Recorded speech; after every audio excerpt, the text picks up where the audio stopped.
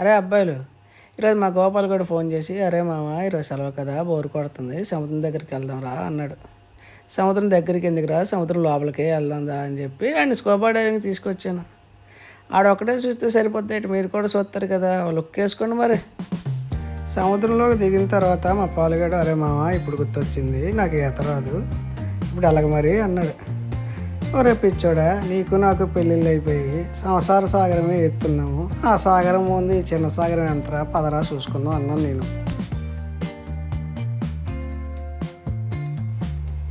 మనవాడికి అసలే డౌట్లు ఎక్కువ కదా, మళ్ళీ నా దగ్గరికి వచ్చి, అరే మామ చూడు, అంత చిన్న చేప అంత పెద్ద సముద్రంలో అంత భయం లేక నీదేస్తుంది, ఎంత ఆశ్చర్యంగా ఉంది అన్నాడు.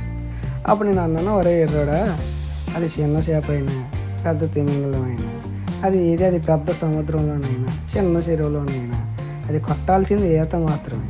అలాగే నీకు ఎప్పుడైనా ప్రాబ్లం వచ్చిందనుకో, అది చిన్న ప్రాబ్లం అయినా పెద్ద ప్రాబ్లం అయినా, అది నీ ఇంట్లో అయినా లేకపోతే వీధిలో అయినా నువ్వు కొట్టాల్సింది ఎదురు ఈత మాత్రమే అని చెప్పగానే మా వాడు అవి పదలా చూసి, నువ్వు వస్తానంటే నేను వద్దంటే నా సినిమాలో సునీల్లాగా ఏం చెప్పావరా అనుకుంటూ బుర్రగొక్కుంటూ వెళ్ళిపోయాడు. ఇంతకీ ఆడికి అర్థమైందంటారా, అర్థం అవ్వలేదంటారా? ఆడికి అర్థమైందో అర్థం అవ్వలేదో మీరే అర్థం చేసుకొని నాకు అర్థమయ్యేటట్టు చెప్పండి, చెప్తారుగా. వాడు వెళ్ళిపోగానే నేను అలా చేపలు చూస్తూ నిల్చున్నా. ఇంతలో ఆడికి ఏదో అర్థమైనట్టు మళ్ళీ వెనక్కి వచ్చి బుర్రగొక్కుంటూ, అరే మామ నీకు ఇన్ని విషయాలు అలా తెలిసారా అన్నాడు. అప్పుడు నేను, అరే మామ చిన్నప్పుడు నాకు మా అమ్మమ్మ ఒక కథ చెప్పింది. ఆ కథలో ఒక రాజుగారు ఉండేవారు. ఆ రాజుకి 7 కొడుకులు. వాళ్ళు ఒకరోజు వేటకెళ్ళి 7 చేపలు పెట్టారు. 7 చేపలు ఎండబెడితే 6 చేపలు మాత్రమే ఎండాయి, ఒక చేప ఎండలేదు. ఆ చేప ఎందుకు ఎండలేదో నీకు తెలుసా?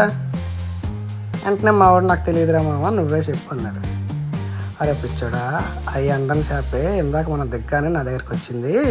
నా దగ్గరికి వచ్చి ఈ విషయాలన్నీ చెప్పి, ఒరే మనవాడా ఎందుకు నువ్వు 7 చేపలు కదా విన్నావా అని అడిగింది. నేను వెంటనే విన్నానండి చేప గారు, ఇంతకీ మీరు ఎందుకు ఎండలేదని అడిగాను. అప్పుడు ఆ చేప, ఒరే పిచ్చోడా, ఆ రోజు నేను ఎండిపోతే చచ్చిపోతే నీకు ఇన్ని విషయాలు చెప్పడానికి ఎవరు ఉండరు కదా, అందుకే ఆ రోజు సముద్రంలో దూకేశాను. ఈరోజు నువ్వు రాగానే శ్రీకృష్ణుడు వేరే పనిలో బిజీగా ఉన్నాడని చెప్పి నన్ను నీ దగ్గరికి మత్స్య అవతారంలో పంపించాడు. నేను వచ్చిన పని అయిపోయింది, ఇక ఉంటాను, టాటా బాయ్ బాయ్ అంటూ వెళ్ళిపోయింది. ఇంతవరకు నేను పాలు అన్న మా వాడు పూర్తి పేరు మీకు చెప్పలేదు కదా. వాడు పూర్తి పేరు గోపాలకృష్ణ. అంటే ఇందాక చేప చెప్పిన శ్రీకృష్ణుడు బిజీగా ఉండడం అనేది మా గోపాలకృష్ణుడేమో పంపదీసి నాతోనే నా పక్కనే ఉండి నాకు సహాయం చేస్తూ బిజీగా ఉన్నాడేమో, ఏమంటారు?